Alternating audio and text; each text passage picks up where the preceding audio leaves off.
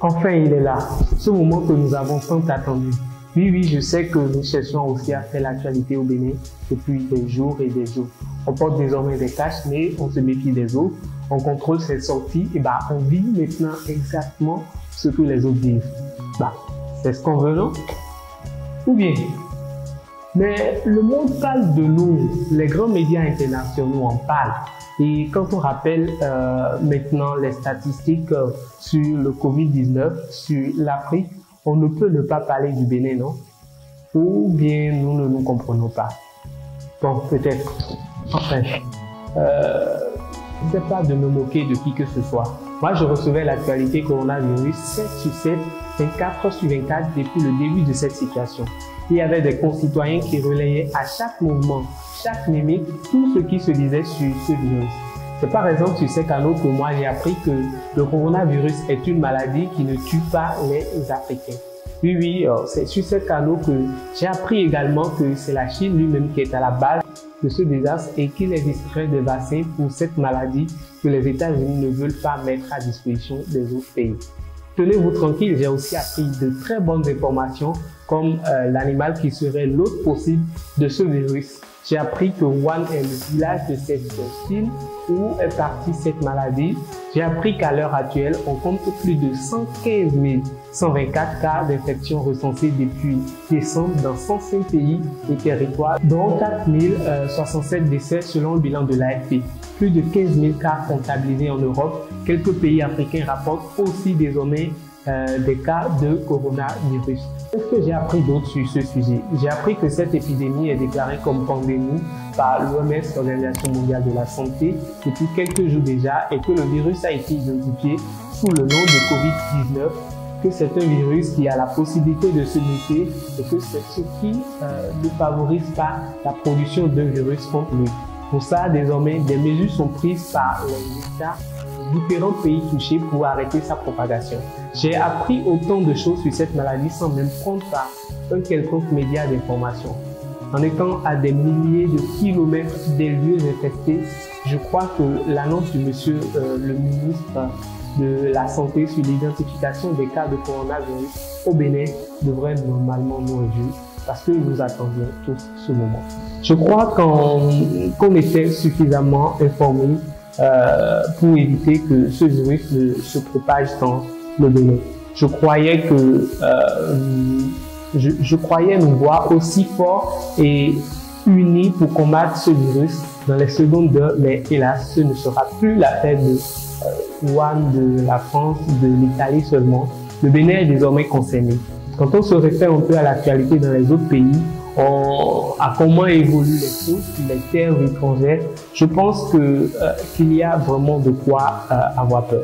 Sérieusement, ce n'est pas l'instant de paniquer et non le moment de tergiverser. L'actuelle France est au stade 3 de la propagation du virus et on peut déjà constater l'impact des nouvelles mesures sur la population. Les écoles sont fermées, les frontières sont fermées, les entreprises sont en train de se ranger, plus de sorties, tout est limité en fait.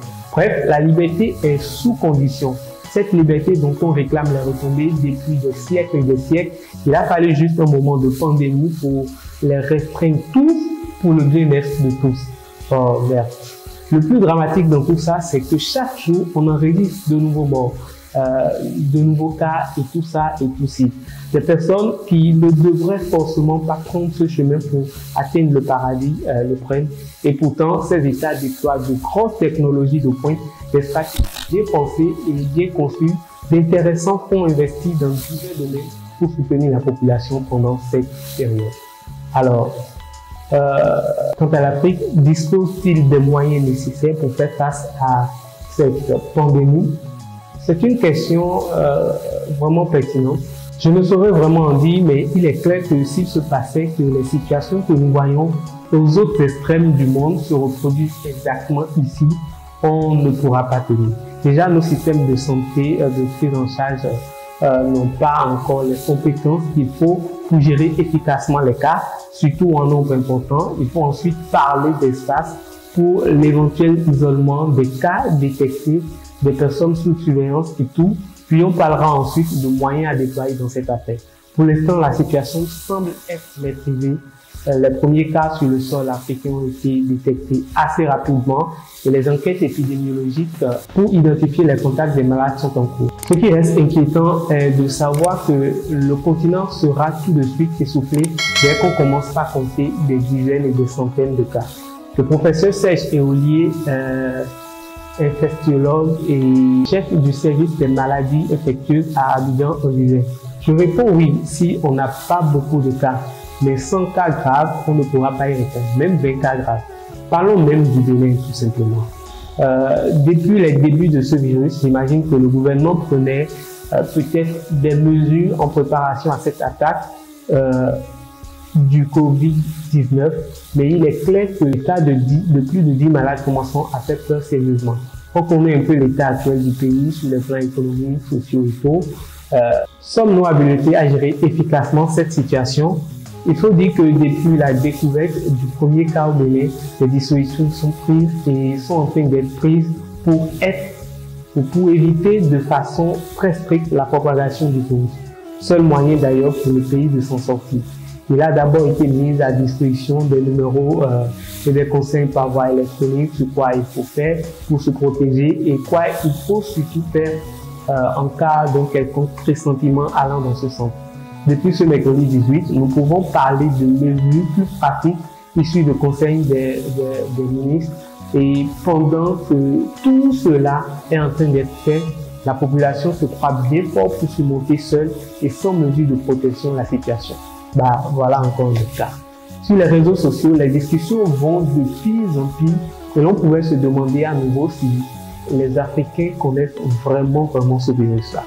Ce qui va faire très mal dans l'histoire, c'est qu'en son temps, ce sera déjà trop tard pour sauver encore des vies. À mon avis, il y a un effort urgent de communication à faire dans ce sens à partir d'aujourd'hui même. J'ai vu déjà des frères et des sœurs le faire. Nous avons organisé un tweet-up, un tweet-chat récemment et je pense que c'est des initiatives comme ça qu'il faut encourager en ce moment même. En écoutant l'autre fois le discours d'Emmanuel Macron sorti pour apaiser la panique de ses citoyens, je constate d'ailleurs que le président français revient sans cesse sur l'importance de la responsabilité de chacun dans la lutte contre ce phénomène. Il reste donc un secret que sans le commun accord entre les gouvernements, les acteurs à divers niveaux et les populations à la base, cette lutte sera encore une fois une lutte contre nous-mêmes. À mon avis, nous devions passer au mode bête et discipliné. Voilà. Nous devons passer au mode bête et discipliné. Les grandes puissances, les pays auprès desquels nous nous approvisionnons en produits de santé et de technologies de dernière génération n'arrivent pas à avoir le contrôle sur la situation pendant que nous, on prétend être les seuls à ne pas vivre les conséquences graves de ce fléau. C'est étonnant, l'instant n'est plus à la raison. Il faut pouvoir prendre des décisions plus compliquées, plus rapidement, dans le temps et tout. 2 personnes positives, ça semble être petit, mais la réalité c'est tout autre chose. Nous devons à présent apprendre à être bêtes et disciplinés. Être bête pour moi revient à suivre régulièrement les conseils donnés par les différents acteurs locaux à divers niveaux pour se préserver et préserver la vie des autres. Suivre l'actualité et faire comme il est dit. Le mieux serait de faire taire votre raison et de faire ce qui est recommandé. Ne pas s'opposer à ces règles ou une quelconque prescription officielle sans qu'il y ait la capacité de s'y conformer. Le deuxième niveau de prise de conscience, selon moi, serait d'être discipliné. La discipline va venir du fait que vous devez appliquer scrupuleusement ces méthodes-là.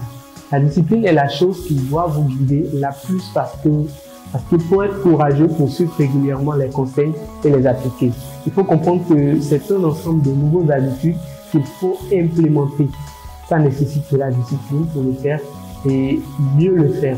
La discipline dont on parle ici va aussi dans le sens de qu'est-ce que je suis ou j'écoute comme information. L'information, la bonne, passe beaucoup moins sur les réseaux sociaux et vous devez vous en méfier. Votre vie en dépend. Trouvez-vous des personnes en lesquelles vous avez un peu confiance, privilégiez des informations venant d'autres pour mieux vous informer les canaux digitaux du gouvernement et autres sont désormais disponibles sur le www.gouv.bj/coronavirus.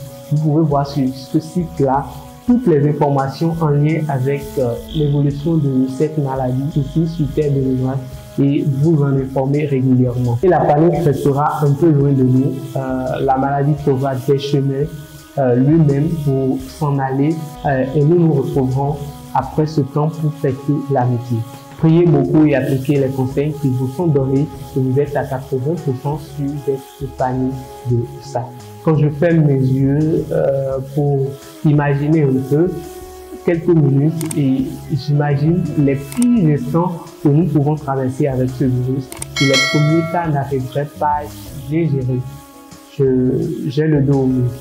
La responsabilité de chacun est donc interpellée pour prendre les bonnes décisions au bon moment et pour se mettre dans les règles minimales de protection afin d'assurer un bien-être pour tous et aider l'État dans sa lutte à éradiquer ce virus le plus tôt possible.